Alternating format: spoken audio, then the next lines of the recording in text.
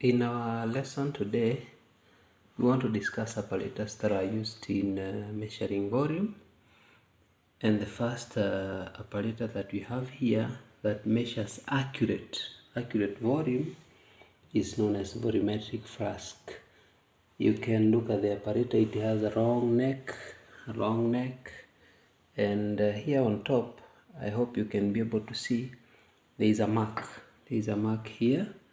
And this mark, I think this one is a bit clearer. It's where we measure the specific volume. We have different types of volumetric flask or different volumes. Like this one here, it can measure up to 1000. You can see it's 1000 cubic centimeter. This one here is a bit smaller. This one measures half a liter or 500 cubic centimeter. And the last one here, it's smaller. It measures 250 cubic centimeter. So how do we measure with it? When you put liquid, like this one is yet to be 1000 cubic centimeter, but if you fill it up to this mark here, you'll be sure that the volume is accurately 1 liter or 1000 cubic centimeter. So this is volumetric flask. It measures accurate volume. The second apparatus that I'm holding here is known as burette. You can see it has measurements, and it has this end here where the liquid gets out of it. Now burette has readings that are starting from the top here, from 0, and you can see this one is a burette of 500 cubic centimeter. The volume is coming down from 0, and the rust volume here, the rust measurement is 250.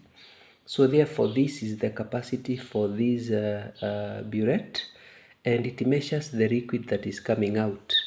Like for instance, if you're starting from 0, if your liquid is full in this burette, now whichever liquid comes out, like if it comes out up to where I'm holding, where we have 250, where we have 25, sorry, it means that the volume that has come out is 25 cubic centimeters or 25 millimeters.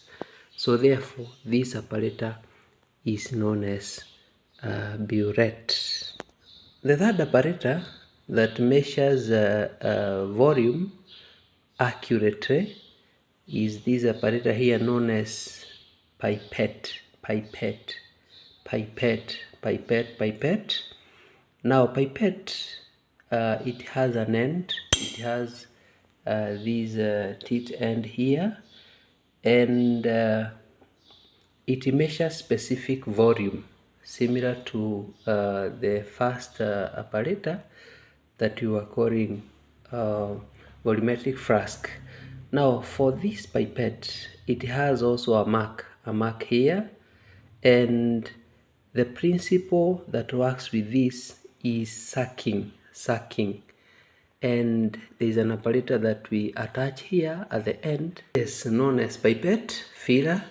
In our next lesson, we will look at how we can be able to use this pipette.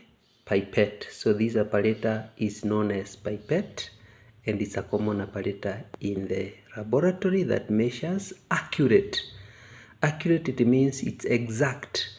So if our liquid comes up to this point, it means we are sure it is 250 cubic centimeters.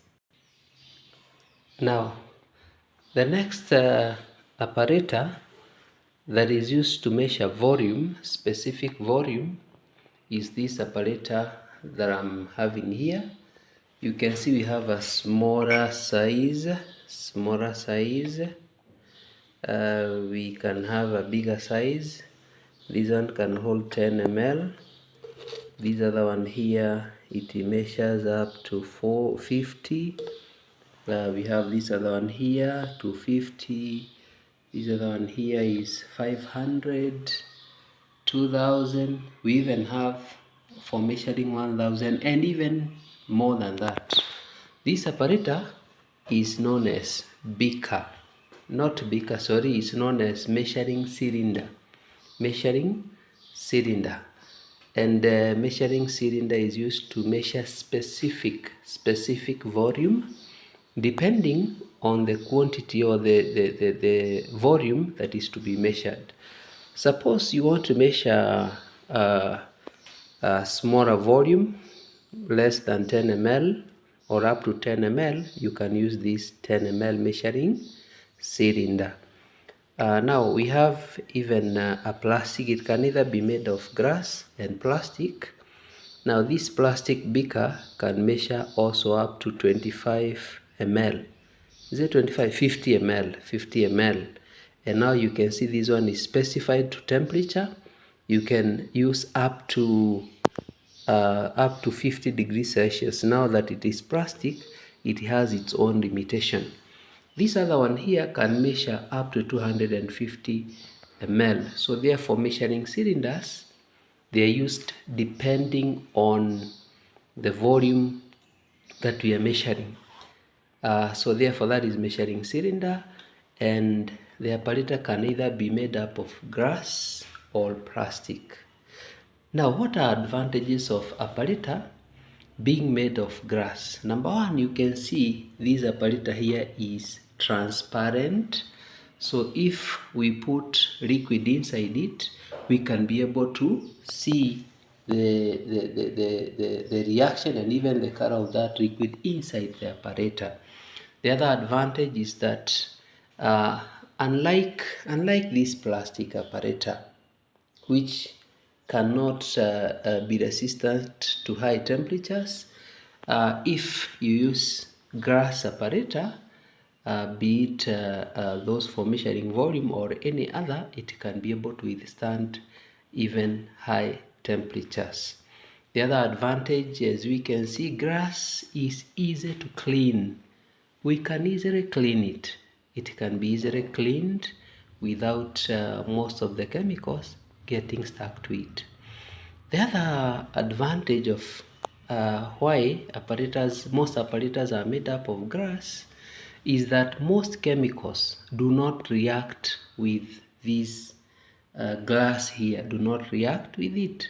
So therefore, we are assured if we use it in the course of reaction, it will not interfere with the products that we expect. So therefore, in summary, we have discussed about apparatus that measure volume. And maybe you can remind me what's the name of this apparatus here that I'm holding. We have said it's known as a pipette.